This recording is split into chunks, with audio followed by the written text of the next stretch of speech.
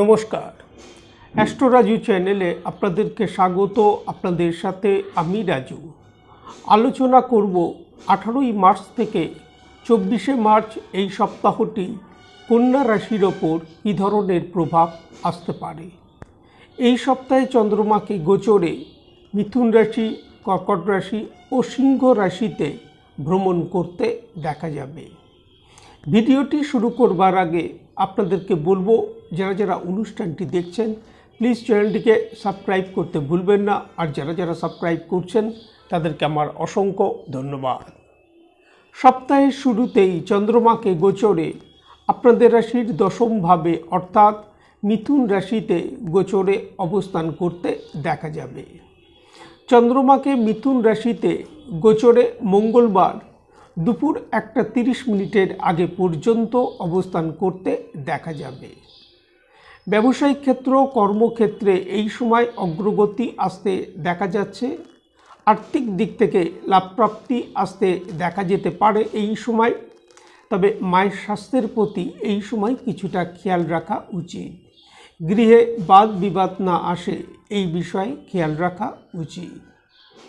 মঙ্গলবার দুপুর 1:30 পর চন্দ্রমা গোচরে আপনাদের রাশির একাদশভাবে অর্থাৎ কর্কট রাশিতে প্রবেশ করবে এবং শুক্রবার রাত্রি 1:30 আগে পর্যন্ত চন্দ্রমাকে গোচরে কর্কট রাশিতেই অবস্থান করতে দেখা যাবে।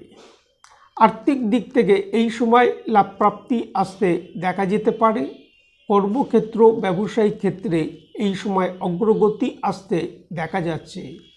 তবে নিজেদের ইচ্ছার প্রতি এই সময় কিছুটা নিয়ন্ত্রণ করে চলা উচিত। সাথে সাথে ফ্যামিলি লাইফের প্রতিও এই সময় খেয়াল রাখা উচিত। শুক্রবার রাত্রির 1:30 পর চন্দ্রমা গোচরে আপনাদের রাশির দ্বাদশভাবে অর্থাৎ সিংহ রাশিতে প্রবেশ করবে এবং সপ্তাহের শেষ চন্দ্রমাকে গোচরে সিংহ রাশিতেই অবস্থান করতে দেখা যাবে। যারা বিদেশে কর্মরত বা যারা এক্সপোর্ট ইম্পোর্ট বিজনেসের সাথে যুক্ত বা যারা এমএনসিতে কর্মরত তাদের এই সময় লাভপ্রাপ্তি আসতে দেখা যাচ্ছে। আর্থিক দিক থেকে এই সময় কিছু লাভপ্রাপ্তি আসতে দেখা যেতে পারে। প্রপার্টি সংক্রান্ত কাজকর্মের ক্ষেত্রেও অনুকূল সময় থাকতে দেখা যাচ্ছে। তবে যে কোনো সিদ্ধান্ত নেবার ক্ষেত্রে এই সময় সতর্কতা অবলম্বন করা উচিত। কারোর ওপর নির্ভর করে কোনো গুরুত্বপূর্ণ সিদ্ধান্ত এই সময় নেওয়া উচিত নয়। কর্মক্ষেত্র এবং ব্যবসায়িক ক্ষেত্রে এই সময় ফোকাস বৃদ্ধি করে চলা উচিত। একটা মানসিক বিষণ্ণতা এই সময় মনের মধ্যে কাজ করতে দেখা যেতে পারে। কিছু কাজ সম্পন্ন হবার ক্ষেত্রে সপ্তাহের শেষ ভাগে ডিলে হতে দেখা যাচ্ছে। দাম্পত্য জীবন এবং প্রেম প্রণয়ের ক্ষেত্রে একটা স্বাভাবিক রেজাল্ট এই সময় আসতে দেখা যাচ্ছে। বিদ্যার্থীদের বিদ্যাক্ষেত্রে অগ্রগতি আসতে দেখা যাচ্ছে।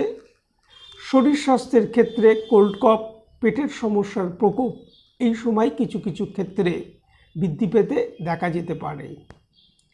এই সময় প্রত্যহ ভগবান গণেশজির যদি আরাধনা করা যায় তা থেকে যথেষ্ট লাভপ্রাপ্তির সম্ভাবনা। আজ এই পর্যন্ত। নমস্কার।